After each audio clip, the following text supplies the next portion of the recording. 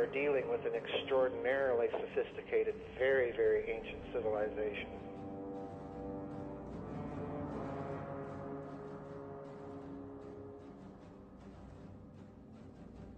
Examining some of the ancient Sumerian and Egyptian texts because, of course, they're full of all of these references to wars of the gods and the technologies by which they were fought.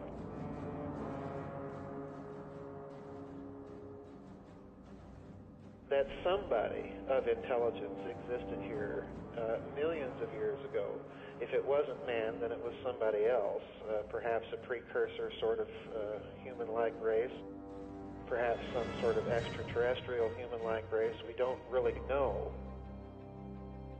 The mass of the planet that he predicted that should have lied in the asteroid belt would have been of the approximate same mass as the planet Saturn, a water-bearing solid planet that may possibly have been the home to intelligent life.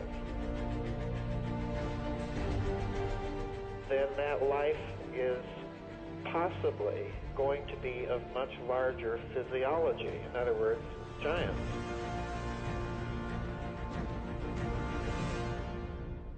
What we're looking at, very possibly, is an interplanetary civilization that may have existed here in the solar system, and it literally blew itself apart.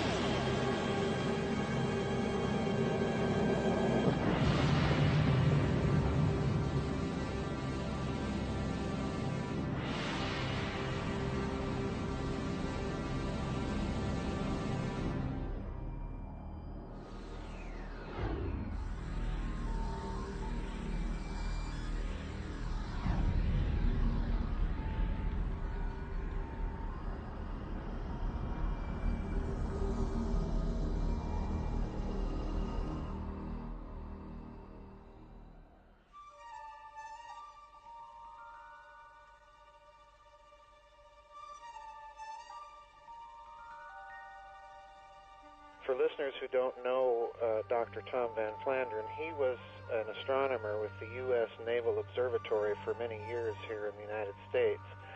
And he came gradually to reject the standard astronomical theory for the origin of comets in the Oort cloud, supposed Oort cloud, that exists beyond the orbit of Pluto.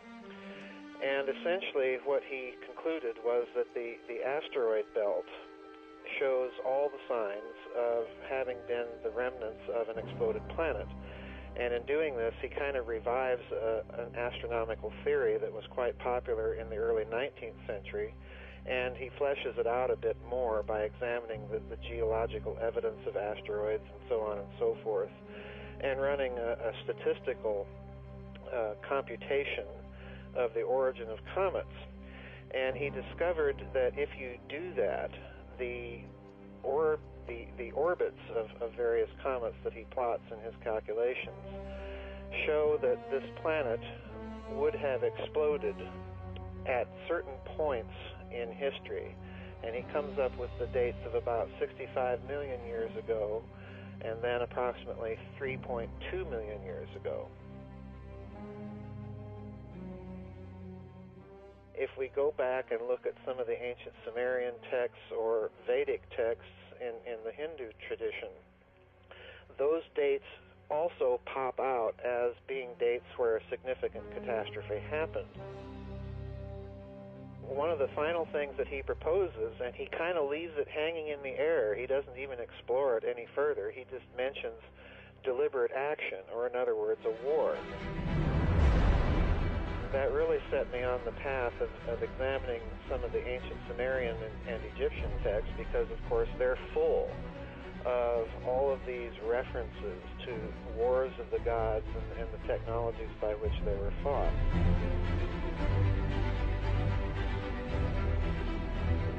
This war probably involved civilizations or a civilization that existed on this planet, on the moon, on Mars, on the now missing planet, and then certain satellites of Saturn.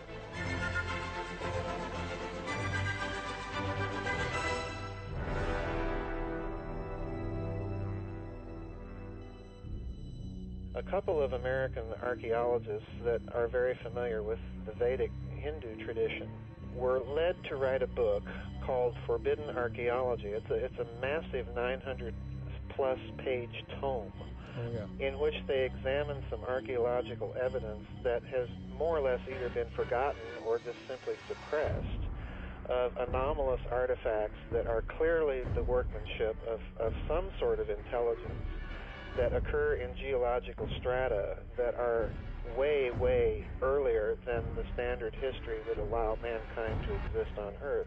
They basically make a case that somebody of intelligence existed here millions of years ago.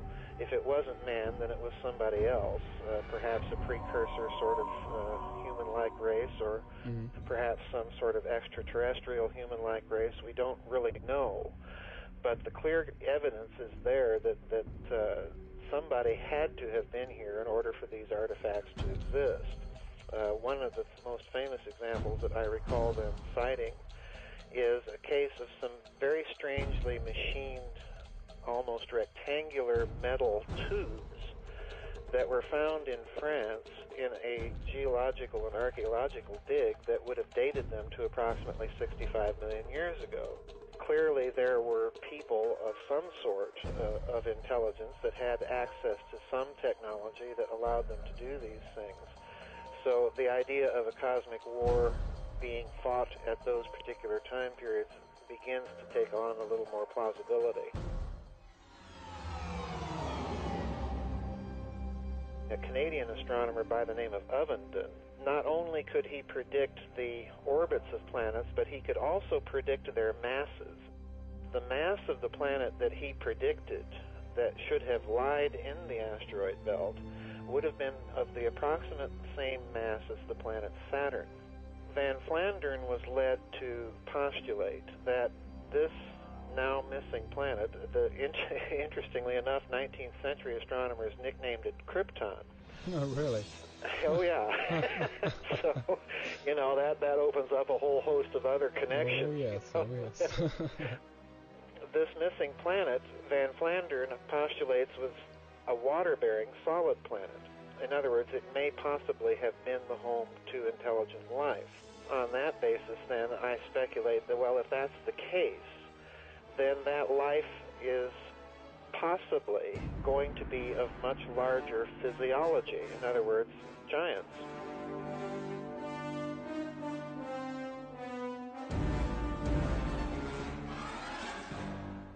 Are there any giant remains? Because, of course, biblical and Sumerian traditions, as well as some Meso and South American traditions of Indian tribes over here, indicate that these giants came down, of course, from heaven and interbred with humanity and sired very large offspring. There are, in fact, some rather astonishing giant remains. Even St. Augustine of Hippo, believe it or not, talks about some of these things. Possibly this planet was home to intelligent life of that sort. One of the texts I cite at great length in the book is the so-called exploits of Ninurta from the Sumerian. This is a very strange text, if it's a mythological text, because what it consists of is rather like a very dry bureaucrat's report on the technology that was inventoried by the victors in this ancient war as they went in and took apart the technology of the vanquished party. It's rather like reading one of those American or British intelligence reports